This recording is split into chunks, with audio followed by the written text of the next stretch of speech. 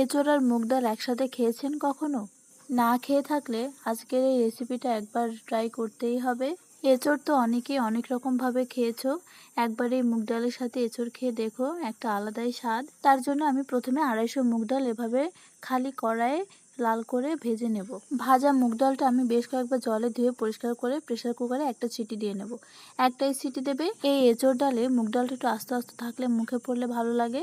একটা ডাল ঘুটনির সাহায্যে ডালটা ভালোভাবে ঘেটে তাতে পরিমাণ মতো জল দিয়ে স্বাদ মতো লবণ, হলুদ ও কাঁচা লঙ্কা দিয়ে দেব। ডালটা এভাবে জাল হয়ে আসলে তাতে আগে থেকে কেটে রাখা এঁচোড়টা আমি ডালের মধ্যে দিয়ে একটু নেড়ে দেবো। এখন ফোড়নের পালা। কড়াই সাদা তেল গরম করে শুকনো লঙ্কা, তেজপাতা ও গোটা জিরে ফোড়ন দেবো। এখন আমি সেই তেলে 1 চামচ আদা ও জিরে বাটা দিয়ে একটু নেড়ে দেবো। মশলার কাঁচা গন্ধটা দূর হয়ে গেলে আমি আগে থেকে জাল করে রাখা ডালটা আমি ফোড়নে দিয়ে দেবো।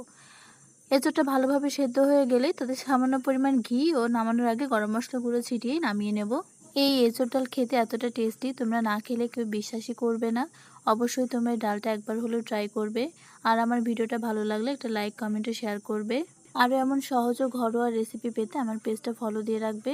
আর তোমরা এঁচোড় কীভাবে খাও অবশ্যই আমাকে কমেন্টে জানাবে। Thank you.